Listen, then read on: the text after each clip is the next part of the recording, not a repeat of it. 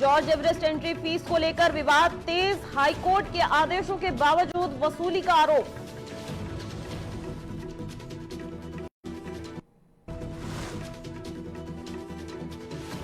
ग्राम पंचायत प्रतिनिधियों ने गिनाई क्षेत्र की समस्याएं, नया गांव चौहान में पेयजल संकट का मुद्दा उठा।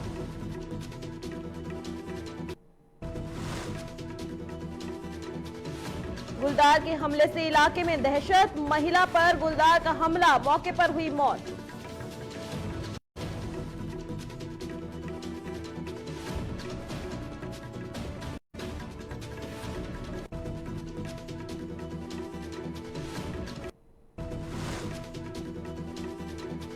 जागेश्वर धाम में मकर संक्रांति पर घृत कमल पूजन संपन्न, 251 किलो गाय के घी से ज्योतिर्लिंग शिव के लिए घी की गुफा बनाई गई।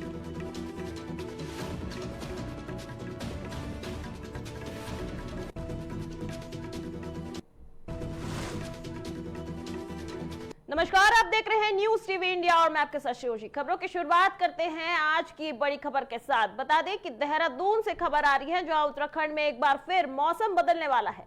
बता दें मौसम विभाग ने 17 और 18 जनवरी को राज्य के कई इलाकों में हल्की बारिश की संभावना जताई है।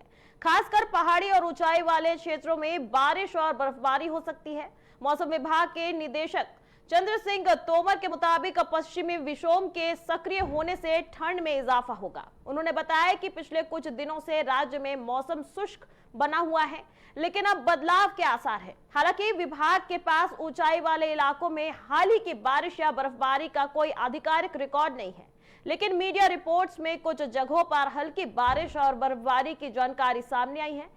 इधर मौसम विभाग का कहना है कि आने वाले दिनों में बारिश और बर्फबारी से ठंड और बढ़ सकती है, जिससे लोगों को सर्दी का ज्यादा असर झेलना पड़ सकता है। देखिए,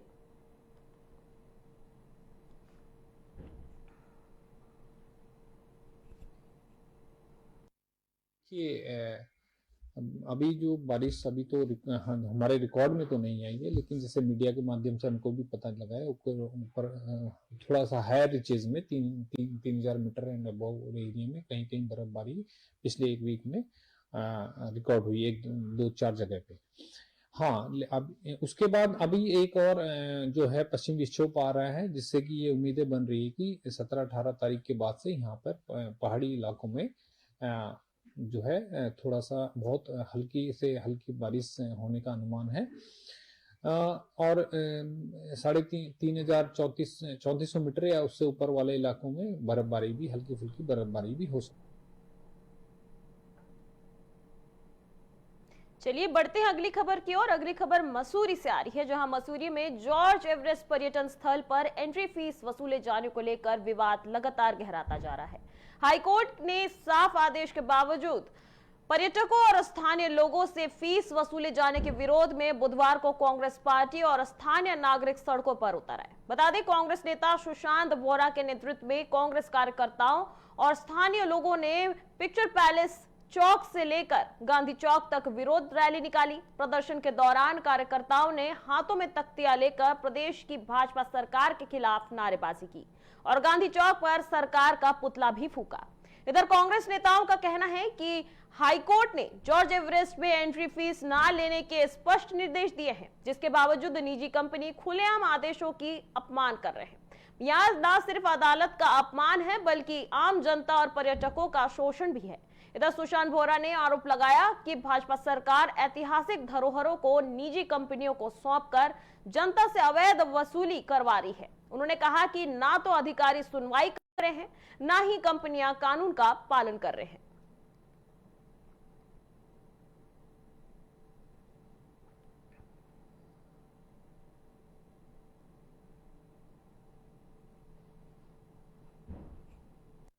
सबके आप लोगों के संज्ञान में है, पूरे उत्तराखंड के संज्ञान में है। ये आपके हमने जब 2022 में आपके यहाँ पर वो हुआ तो हम लोगों ने वहाँ पर धरना प्रदर्शन किया था कि भाई जो वाइल्ड लाइफ सेंचुरी है, आप ये हेलीकॉप्टर की जो ध्वनि, इससे ध्वनि प्रदूषण जो होगा उससे आपके जो जंगली जानवर हैं वहाँ से भाग जाएंगे, उनके लिए खतरा है। तो हमने एक प्रदर्शन किया था, तब भी आपके सरकार नहीं चाहती, सरकार की जू तक नहीं रहेंगी, है ना। उसके बाद जो हमारे एक्टिविस्ट्स हैं आपके अभय शर्मा जी, जगपाल सिंह गुसाई जी, भगत सिंह कठे जी, आपके प्रकाश राणा जी, मोहम्मद शोएब जी, ये सभी लोग आपके हाईकोर्ट गए। हाईकोर्ट में इन्होंने अपनी अर्जी रखी और मैं न्यायालय का बहुत बहुत धन्यवाद करना चाहता हूँ कि उन्होंने पहाड़ के दर्द को, पहाड़ की आवाज़ को सुना और उनके हक में आपके आदेश दिया। और आज हमें दुख इस बात का है कि उस आदेश की अवहेलना जिस प्रकार से सरकार, जिस प्रकार से मंत्री, जिस प्रकार प्रशासन और शासन कर रहे हैं, ये समझ के हमारे। अगली खबर रामनगर से है, जहां कॉर्बेट नगरी रामनगर विधानसभा क्षेत्र के विकासखंड सभागार में क्षेत्रीय पंचायत की बैठक आयोजित की गई। बैठक की अध्यक्षता ब्लॉक प्रमुख रामनगर मंजू नेगी ने की। बैठक में विभिन्न ग्राम पंचायतों के जनप्रतिनिधियों ने अपने अपने क्षेत्र से जुड़ी समस्याएं सदन के सामने रखी। बता दें, नया गांव चौहान के ग्राम प्रधान धर्मपाल सिंह नेगी ने गांव में पेयजल की गंभीर समस्या को उठाया। वहीं चिलकिया और क्यारी गांव में प्रधानों ने खराब सड़कों की समस्या बताई। बता दें, क्यारी के ग्राम प्रधान नवीन सती ने इन समस्याओं को गंभीर बताते हुए जल्द समाधान की मांग की। वहीं बैठक के दौरान लोक निर्माण विभाग की कार्यप्रणाली पर भी नाराजगी जताई गई, जिस पर अधिकारियों ने रोस्टर बनाकर समस्याओं के समाधान का आश्वासन दिया। इधर बैठक में लेटी चोपड़ा क्षेत्र में पट्टों से जुड़ी समस्या और पीरुमदारा में आंगनवाड़ी केंद्र के लिए भूमि आवंटन का भी मुद्दा उठाया गया। इसके साथ ही सड़क, मानव वन्यजीव संघर्ष सहित अन्य अहम मुद्दे भी चर्चा में हुए। बता दें, बैठक में पेयजल, बिजली, सिंचाई, स्वास्थ्य, शिक्षा, कृषि, पशुपालन, लोक निर्माण और वन विभाग समेत कई विभागों के अधिकारी और जनप्रतिनिधि मौजूद रहे। उन्होंने क्षेत्रीय विधायक और कैबिनेट मंत्री गणेश जोशी की चुप्पी पर भी सवाल उठाए। उन्होंने कहा कि इतने गंभीर मामलों पर अब तक कोई बयान क्यों नहीं आया। कांग्रेस ने चेतावनी दी कि अगर एक सप्ताह के भीतर हाईकोर्ट के आदेशों का पालन नहीं हुआ तो आंदोलन को और तेज किया जाएगा। इधर सड़क से लेकर न्यायालय तक लड़ाई लड़ी जाएगी। देखिए,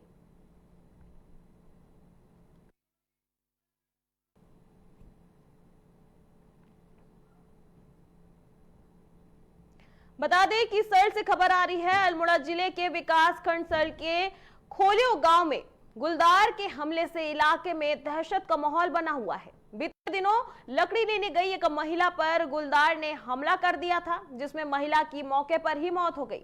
इधर घटना के बाद पूरे क्षेत्र में डर का माहौल है। मामले की गंभीरता को देखते हुए डीएफओ अल्मोड़ा के निर्देश पर वन विभाग ने तुरंत कार्रवाई शुरू कर दी है। बता दें, गुलदार को पकड़ने के लिए 3 अलग अलग टीमें बनाई गई हैं, जो लगातार क्षेत्र में गश्त कर रही है। गुलदार की गतिविधियों पर नजर रखने के लिए प्रभावित इलाकों में ट्रैप कैमरे लगाए गए हैं। साथ ही गुलदार को पकड़ने के लिए 3 पिंजरे भी लगाए गए हैं। वहीं पूर्व ग्राम प्रधान खोलियो महेश रावत ने बताया कि वन विभाग की टीम लगातार गश्त कर रही है, लेकिन अब तक गुलदार को पकड़ा नहीं जा सका है। इधर ग्रामीणों ने वन विभाग से जल्द गुलदार को पकड़ने की मांग की है, ताकि लोगों को राहत मिल सके और भय का माहौल खत्म हो सके।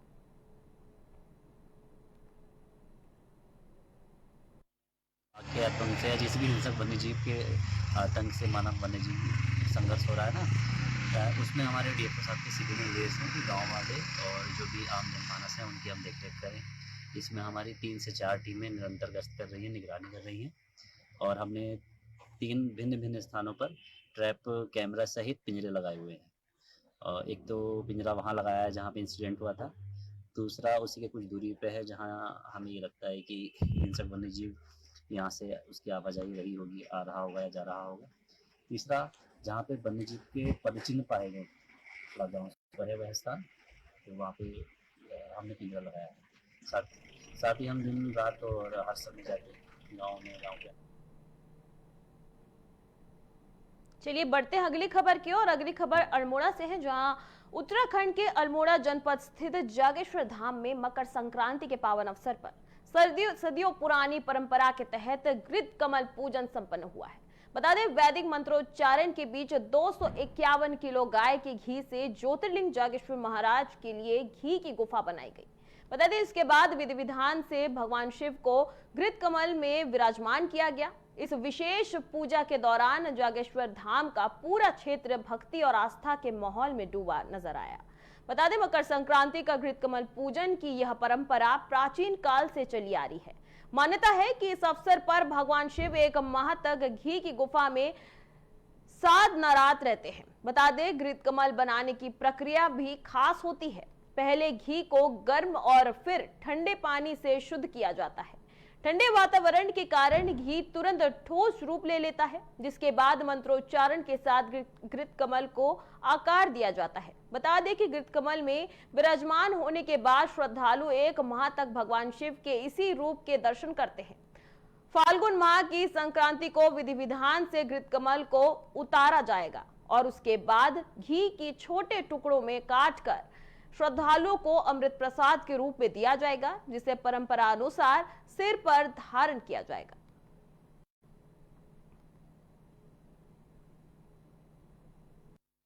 में मकर संक्रांति विशेष रूप से मनाई जाती है। इस वर्ष भी 251 किलो गाय के घी को शुद्ध करके पानी में उबाल कर और उसकी गुफा बनाई गई और भोलेनाथ को 1 माह तक तप के लिए विराजमान किया गया। और ये परंपरा काफ़ी प्राचीन परंपरा है। भोलेनाथ ने माघ माह में 1 माह तप किया था। उसी परंपरा को आगे बढ़ाते हुए यहाँ पर पुरोहितों ने और हमने मिलकर ये परंपरा निभाई है। और मकर संक्रांति मनाने का जो मेन कारण है, इसमें भगवान सूर्य जो हैं धनु राशि से मकर राशि में प्रवेश करते हैं। चलिए अगली खबर देहरादून से है, जहां उत्तराखंड में समान नागरिक संहिता यानी कि यूसीसी को लेकर सियासी उठापटक जारी है। कांग्रेस ने इस मामले पर लगातार सवाल उठाए हैं और सावधानी बरत रही है, क्योंकि यह भाजपा का मजबूत चुनावी एजेंडा माना जाता है। बता दें, धर्मपुर से भाजपा विधायक विनोद चमोली ने कहा कि समान नागरिक संहिता न सिर्फ राज्य के लिए बल्कि देश के लिए भी जरूरी है। उन्होंने बताया कि यूसीसी लागू होने से सही वोटर अपने मताधिकार का प्रयोग कर पाएंगे, जबकि जिन लोगों का नाम 1 से अधिक जगहों पर दर्ज है उनका कट जाएगा और वोटिंग में दुरुपयोग से बच सकेंगे।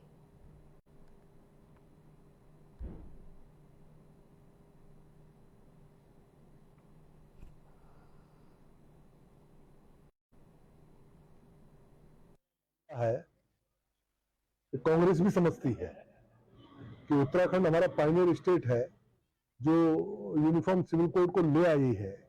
ये अपने आप में पूरा राष्ट्रव्यापी मुद्दा है और राष्ट्रीय प्रभाव इस पर है। इस मुद्दे से पूरे राष्ट्र पर इसका प्रभाव है, तो कांग्रेस चिंतित है, इसीलिए बार बार इसकी बात करती है। कांग्रेस को भी मालूम है कि आने वाले चुनाव में ये जो यूसीसी का मुद्दा है ये प्रमुख रहने वाला है और भारतीय जनता पार्टी ने इसमें लीड ही नहीं ली है, पायनियर बनी है। ये कांग्रेस की चिंता है, आने वाले चुनाव में ये बड़ा मुद्दा है और इसमें कांग्रेस बहुत पीछे है। आज मकर संक्रांति के पावन अवसर पर लखनऊ में उत्तरायणी कौथल मेला का आयोजन किया गया, जहां उत्तराखंड के मुख्यमंत्री पुष्कर सिंह धामी शामिल हुए।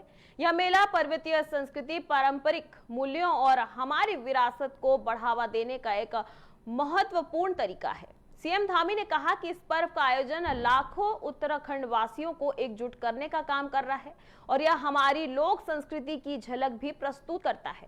उन्होंने बताया कि मदरसों के मामले को लेकर तैनात नियमों का कड़ाई से पालन कराया जा रहा है। साथ ही उन्होंने समान नागरिक संहिता यानी कि यूसीसी को लेकर भी सरकार की प्रतिबद्धता दोहराई, जिससे सभी समुदाय के अधिकार सुनिश्चित हो सकेंगे। इस अवसर पर मुख्यमंत्री ने सभी को मकर संक्रांति की हार्दिक शुभकामनाएं दी। देखिए।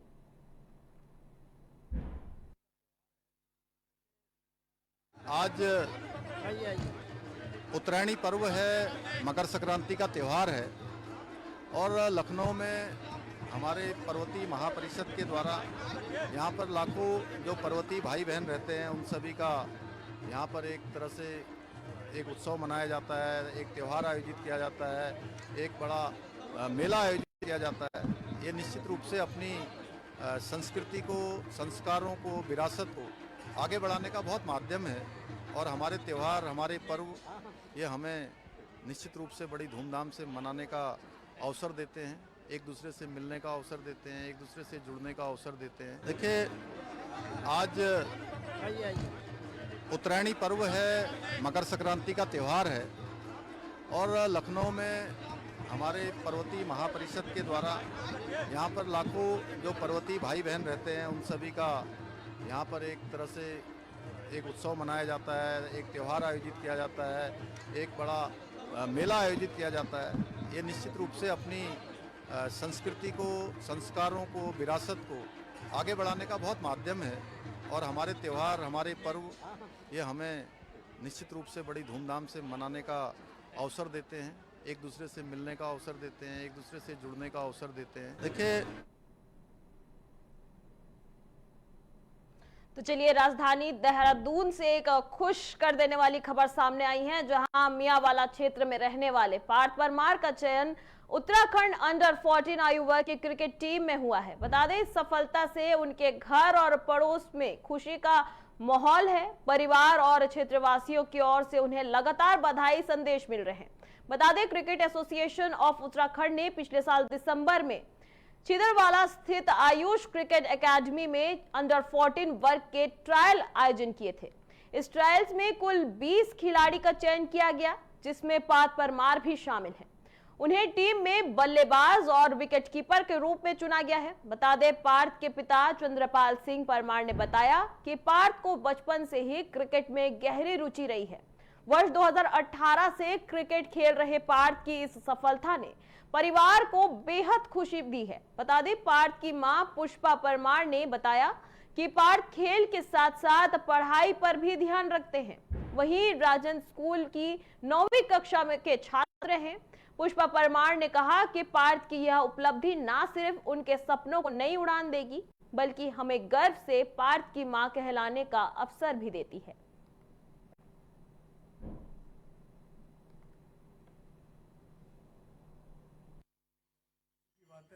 पिछले 7 सालों से ये लगातार मेहनत कर रहा था, रोज एकेडमी जाना है, अपने प्रैक्टिस करनी है, सब कुछ करना है। तो देर में चयन हुआ, लेकिन खुशी की बात यह है कि जब किसान फसल लगाता है तो जब वो फसल पक जाती है तो उसका उचित मूल्य मिलता है। इसी तरह मुझे भी ऐसा लगा कि पिछले 2 साल इसका चयन नहीं हुआ तो थोड़ा निराशा हुई, लेकिन अब ऐसा लगा है कि सीओयू ने देखा है कि अब लड़का पूरा पक चुका है, तैयार हो चुका है, इतने मैच का अनुभव है, इतने शतक मार दिए, अच्छा विकेट कीपर है, तो सीएयू ने ये ध्यान दिया होगा कि अब लड़का खेलने के लिए तैयार है, तो इसका चयन किया है। बहुत ही अच्छी बात है, ये अपनी प्रतिभा से सीएयू का नाम ऊंचा करेगा। मेरा नाम पार्थ परमार है। मैं अंडर 14 उत्तराखंड के लिए सिलेक्ट हुआ हूँ राज सिंह डूंगरपुर ट्रॉफी के लिए, और हमारी टीम इंदौर के लिए रवाना हो रही है। तो हमारी सीएयू के लिए हम बहुत ही धन्यवाद देना चाहते हैं कि इन्होंने ये प्लेटफॉर्म बनाया है, और हमने अब इस प्लेटफॉर्म में खड़े उतरना है और रन मारने हैं इस प्लेटफॉर्म में। पहले भाई मैं आपका सादर प्रणाम करती हूँ, और इसने जो मेहनत की है उसका कुछ मूल्य नहीं है। ये दिन रात मेहनत करता है, और पढ़ाई के साथ साथ खेल में भी इसका पहली रुचि इसकी खेल में है, और पढ़ाई बाद में करता है। लेकिन मेहनत इतनी है इसकी कि सुबह अपनी पढ़ाई कर लेगा, उसके बाद ये एकेडमी चल जाएगा, फिर दिन में खाना खाने घर आएगा, फिर वो शाम को फिर एकेडमी चल जाएगा।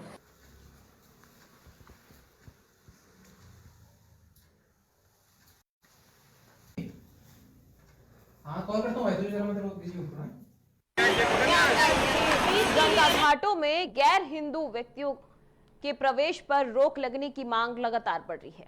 श्री गंगा सभा के अध्यक्ष नितिन गौतम ने कहा कि आग्रह किसी एक संस्था तक सीमित नहीं है। उनका कहना है कि सरकारी विभाग, संस्था या मीडिया संस्थान किसी भी गैर हिंदू व्यक्ति को कुंभ क्षेत्र और हर की पौड़ी में तैनात ना करे। उन्होंने 1916 के म्यूनिसिपल बायलॉज का हवाला देते हुए कहा कि सनातन परंपरा, मां गंगा की धार्मिक अस्मिता और हर की पौड़ी की पवित्र व्यवस्था सर्वोपरि है। आगे नितिन गौतम ने भी कहा कि कुछ लोग वेश बदलकर क्षेत्र में प्रवेश कर माहौल बिगाड़ने की कोशिश कर रहे हैं। इधर गंगा सभा अध्यक्ष ने कहा कि हर की पौड़ी और आसपास के घाटों पर बोर्ड लगाए जाएं, प्रशासन सतर्क रहे और मीडिया संस्थान इस मामले में सहयोग करे। उन्होंने सनातनियों से भी आह्वान किया कि वे इस मुद्दे में सहयोग करें, क्योंकि यह करोड़ों श्रद्धालुओं की आस्था और मां गंगा की मर्यादा से जुड़ा हुआ है। नितिन गौतम ने गंगा सागर अध्यक्ष में इसके साथ क्या कुछ कहा, आइए देखते हैं। मैं कह रहा हूं कि यदि हम अहिंदू का प्रवेश निषेध कराने की बात कर रहे हैं तो निश्चित रूप से वह किसी भी संस्थान का हो, इससे हमें कोई लेना देना नहीं है। किसी भी संस्थान का हो, किसी सरकारी महकमे का हो, कोई भी व्यक्ति उस क्षेत्र में प्रवेश ना करे। मैं यह सबसे अपील करता हूं, क्योंकि हमारे लिए सनातन सर्वोपरि है, मां गंगा की धार्मिक अस्मिता सर्वोपरि है, हमारे लिए हर की पौड़ी की व्यवस्था सर्वोपरि है। 1916 का जो म्युनिसिपल बायलॉ जो हमारी भावनाओं को आधार पर बनाया गया, वह संवैधानिक जो हमारा अधिकार है वह सर्वोपरि है। मैं उसके लिए कह रहा हूं कि वहां पर कोई भी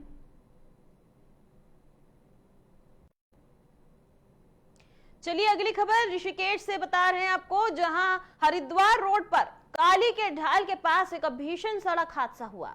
गनीमत रही कि कार चालक की जान बच गई, लेकिन ऋषिकेश कोतवाली पुलिस के अनुसार 14 जनवरी की शाम करीब 7 बजे हरिद्वार की ओर जा रही जम्मू कश्मीर नंबर की कार फुटपाथ पर खड़े ट्रक के पीछे जा टकराई।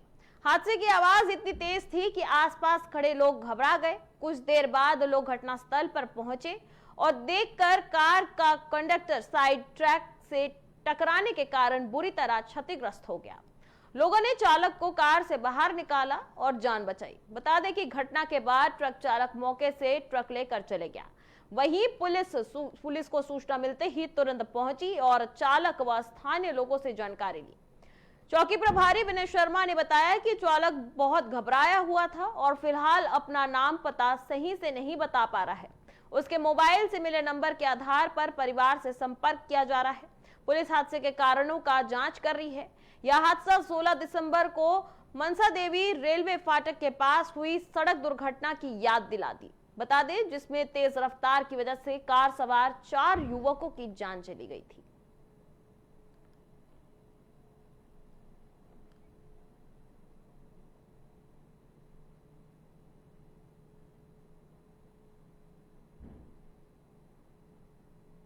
चलिए अगली खबर नरसिंह एकता मंच से है, जहां उत्तरांचल प्रेस क्लब में नरसिंह एकता मंच ने एक प्रेस वार्ता आयोजित की। बता दें, मंच के पदाधिकारियों ने नर्सिंग भर्ती से जुड़ी समस्याओं और सरकार की नीतियों पर गंभीर सवाल उठाए। मंच का कहना है कि नर्सिंग भर्ती सालाना होनी चाहिए और ताकि प्रक्रिया पारदर्शी रहे और सभी अभ्यर्थियों को समान अवसर मिले। उन्होंने वर्तमान भर्ती प्रक्रिया को अभ्यर्थियों के हितों के खिलाफ बताया। बता दें, मंच में ओवरएज अभ्यर्थियों के मुद्दे को भी उठाया गया। उनका कहना है कि पिछली भर्ती लगभग 12 वर्ष बाद हुई थी और इसे पूरे होने में करीब 5 साल लग गए। इसका कारण कई योग्य अभ्यर्थी आयु सीमा से बाहर हो गए। इसका विरोध करते हुए नरसिंह एकता मंच ने 19 जनवरी को मुख्यमंत्री आवास का घेराव करने और विरोध स्वरूप सामूहिक मुंडन कार्यक्रम आयोजित करने की घोषणा की है। बता दें, मंच की प्रमुख मांगे में भर्ती विज्ञप्ति को निरस्त करना, नर्सिंग भर्ती को वर्षवार करना और आईपीएचएस मानकों के अनुसार 2500 पदों पर नई भर्ती शामिल है। अंत में मंच ने राज्य सरकार से शीघ्र सकारात्मक निर्णय लेने की अपील की है। वहीं अन्यथा आंदोलन को और व्यापक बनाने की भी चेतावनी दी गई है।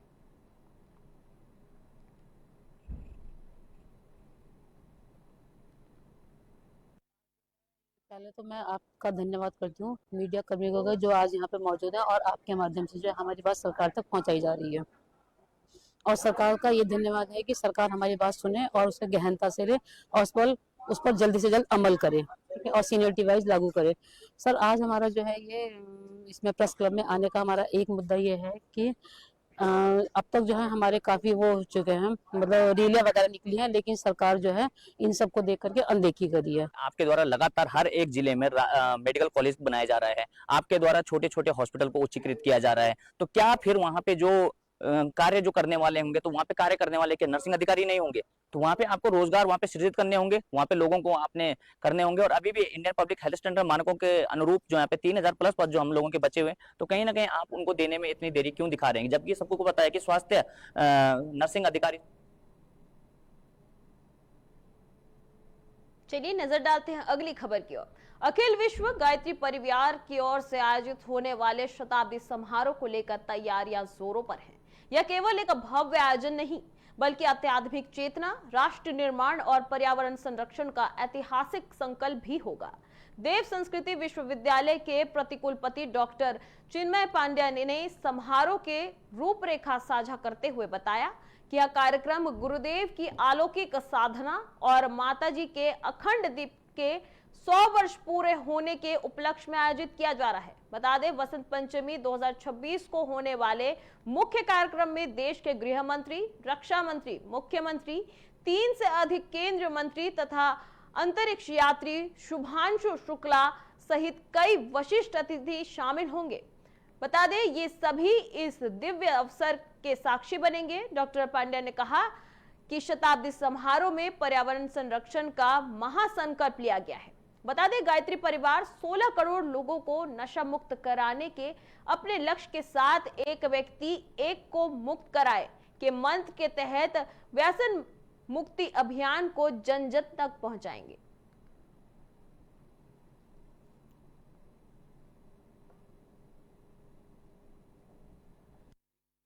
लंबी प्रतीक्षा इसी दिन की हम लोग करते आए हैं। वंदनीय माता जी के अखंड दीपक के गुरुदेव ने जो एक अलौकिक साधना करी, उन तीनों ही महत्वपूर्ण और अविस्मरणीय घटनाओं के 100 वर्ष हम लोगों की आंखों के सामने इस वसंत पंचमी 2026 को संपन्न होने जा रहे हैं। और ये जो कार्यक्रम है वो सही अर्थों में भव्य तो है ही, पर मूल रूपेण दिव्य है। और मूल रूपेण इस भाव के साथ है कि एक लंबे समय से चली आ रही जो आध्यात्मिक अलौकिक परंपरा है। इन दिनों उत्तराखंड में राजनीतिक उठापटक बहुत तेज हो गई है। बता दें बिहार महासभा के अध्यक्ष ललन सिंह ने उत्तराखंड की कैबिनेट मंत्री रेखा आर्या के पति द्वारा बिहार की लड़कियों के बारे में दिए गए बयान की कड़ी शब्दों में निंदा की है।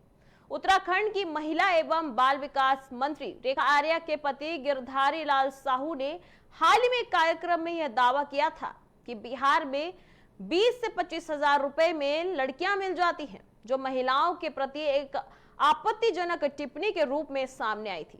इस बयान पर कई राजनीतिक समूह और सामाजिक संगठनों ने तीखी प्रतिक्रिया दी थी।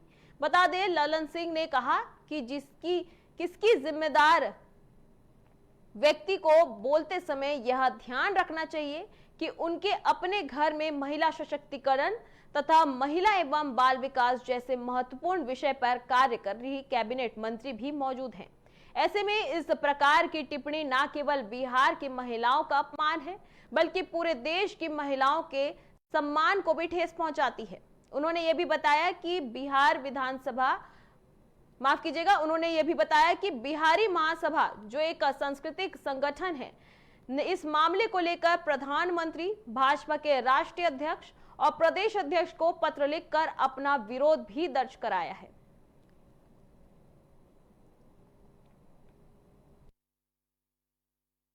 देखिए, पहले तो उनको इस तरह की बात बोलनी नहीं चाहिए थी। वो खुद किनके पति हैं इस बात का उनको ध्यान रखना चाहिए था। इससे क्या है कि पूरे बिहार नहीं, पूरे भारतवर्ष के महिलाओं का ये अपमान की बात है। आपके घर में महिला सशक्तिकरण, महिला विकास, महिला बाल विकास मंत्रालय के जो बहन रेखा आर्या जी हैं, वो भार संभाल रही उत्तराखंड का, उनके ऊपर और आपके घर से इस तरह से बयान आना बड़ा दुर्भाग्यपूर्ण है। इसमें भारतीय जनता पार्टी को सोचना चाहिए कि इस तरह के लोग बयान दे रहे हैं, उनके ऊपर एक्शन लेना चाहिए। सरकार को भी स्वतः एक्शन लेना चाहिए कि इस तरह की बात कभी पुनरावृत्ति ना हो, किसी के द्वारा भी ना हो। यहाँ पर वो आप लोगों के सामने मैं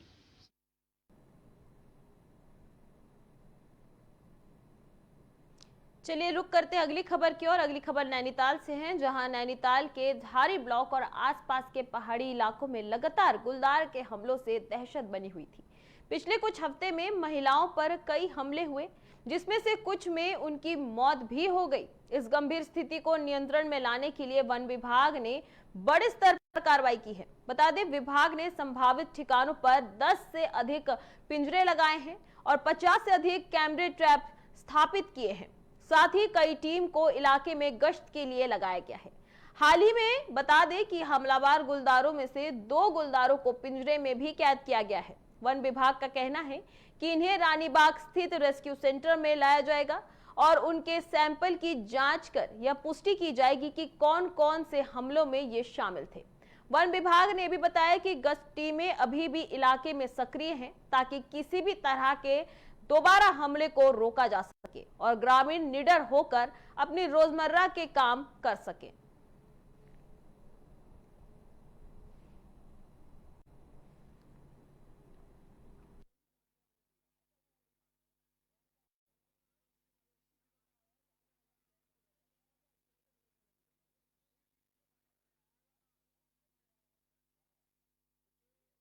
विधानसभा क्षेत्र के धारी ब्लॉक और ओखलकांडा ब्लॉक, 2 ब्लॉक में हमारी 3 बहनों को बाघ ने निवाला बना दिया है। और जब से लगातार ये बाघ का मूवमेंट हुआ है, तब से लगातार मैं भी कभी चमोली के जंगलों में, कभी खुटियाखाल के जंगलों में, कभी दीनी में लगातार आने का प्रयास कर रहा हूँ। और लगातार चीफ कंजर्वेटर से लेकर के चीफ सेक्रेटरी साहब से लेकर के प्रमुख सचिव वन से लेकर के डीएफओ से लेकर के सबको लगातार सूचना दे रहा हूँ कि मेरे क्षेत्र में ये घटना लगातार तीसरी घटना हो गई है। और हर हाल में आदमखोर बाघ या तेंदुआ जो भी है उसको मारा जाना चाहिए या पकड़ा जाना चाहिए। और जब तक आदमखोर बाघ या तेंदुआ मारा या पकड़ा नहीं जाता है, तब तक जनता और हम। चलिए अगली खबर है देवप्रयाग से, जहां जनपद टिहरी गढ़वाल के कीर्तिनगर में राम लीला मैदान में आज शहीद नागेंद्र सकलानी और मोलू भरदारी स्मृति विकास मेले में तीसरे दिन रंगारंग संस्कृति कार्यक्रम को धूमधाम से मनाया गया। बता दें, कार्यक्रम में स्कूली छात्र छात्राओं के साथ ही स्थानीय कलाकारों ने आकर्षक प्रस्तुतियां देकर दर्शकों का मन मोह लिया। इस अवसर पर देवप्रयाग विधायक विनोद करडार मुख्य अतिथि के रूप में उपस्थित रहे। अपने संबोधन में उन्होंने कहा कि वह देवप्रयाग विधानसभा के चौमुखी विकास के लिए प्रतिबद्ध है। उन्होंने बताया कि चौरास से कीर्तिनगर चौक तक उन्होंने बताया कि चौरास से कीर्तिनगर तक आस्था पथ का निर्माण कार्य शीघ्र पूरा कराया जाएगा, जिससे स्थानीय लोग और पर्यटक अलकनंदा नदी की प्रकृति सुंदरता का आनंद ले सकेंगे। कार्यक्रम के दौरान आयोजित सांस्कृतिक प्रतियोगिताओं में विभिन्न विद्यालयों के छात्र छात्राओं ने भाग लिया। होली एंजल स्कूल ने प्रथम, रेनबो स्कूल ने दूसरा और सैमफोर्ड स्कूल ने तीसरा स्थान प्राप्त किया है। वहीं कार्यक्रम में प्रसिद्ध लोक गायक रोहित चौहान और राज टाइगर ने अपने गीतों से पंडाल में समा बांध दिया। रोहित चौहान की टीम ने धन सिंह की गाड़ी, पिंगली पिछाड़ी और छोरी चंद्रा जैसे लोकगीत प्रस्तुत किए, जिन पर दर्शक देर तक झूमते रहे। वहीं लोक गायिका प्रतीक्षा ने गानों पर विधायक विनोद करडारी ने भी जमकर ठुमके लगाए। इस अवसर पर भाजपा जिला अध्यक्ष उदय सिंह रावत, ब्लॉक प्रमुख कीर्तिनगर अचला खंडेलवाल, कनिष्ठ प्रमुख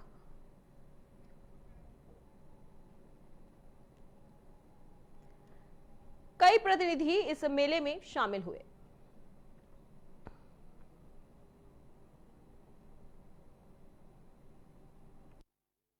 तो आपका धन्यवाद। और ये 11 तारीख से शुरू था, 11 से 14 तक था पहले, और बीच में एसटीडी कारण बस इसको हमको पोस्टपोन करना पड़ा। 12 से शुरू किया, 12 से 15 तक चले गए। ये बोलू भरदारी नागेंद्र सकलानी स्मृति मेला होता है, शहीदों के उसमें होता है, और इसमें टीमें बुलाई जाती है। माननीय विधायक जी का भी धन्यवाद देता हूँ। विधायक जी का सहयोग बहुत रहता है इसमें मेले में, और वो मेले का संरक्षक भी है और मेले का वो भी है जो कि मतलब मेले को और उच्च स्तर तक पहुंचाने की कोशिश करते हैं। कार्यक्रम बहुत अच्छा रहा, सब लोगों ने बहुत एंजॉय किया, बच्चों ने खूब डांस किया और मुझे यहाँ पे आके बहुत अच्छा लग रहा है कि यहाँ मैं फर्स्ट टाइम आई हूँ और मेरा एक्सपीरियंस बहुत अच्छा रहा अभी तक।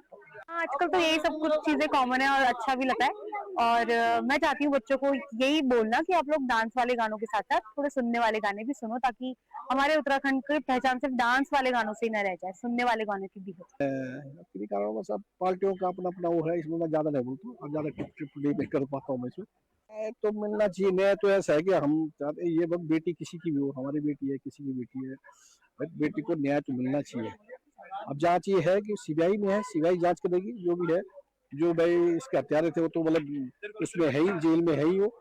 मैं यही चाहूंगा कि देखो आज की डेट में तो आपको पता है कि बेटा बेटी एक समान है, और जो काम लड़के कर रहे हैं वो भी लड़कियां भी उसमें हैं। आप चाहे पढ़ाई के मामले में, किसी भी मामले में लड़कियां सबसे आगे हैं, और अगर ऐसा ही चलता रहा तो लड़कियां डरेंगी मतलब अपने घर से बाहर निकलने में, जॉब करने में, पढ़ाई करने में। तो यही चाहूंगा, सरकार से यही निवेदन रहा है कि जो बेटी बचाओ बेटी पढ़ाओ का नारा है वो धरातल पे भी दिखे, और हमारा मतलब बेटियों। तो फिलहाल मेरे साथ इस बुलेटिन में इतना ही। आगे की देश दुनिया की तमाम खबरों के लिए आप देखते रहिए न्यूज़ टीवी इंडिया। नमस्कार।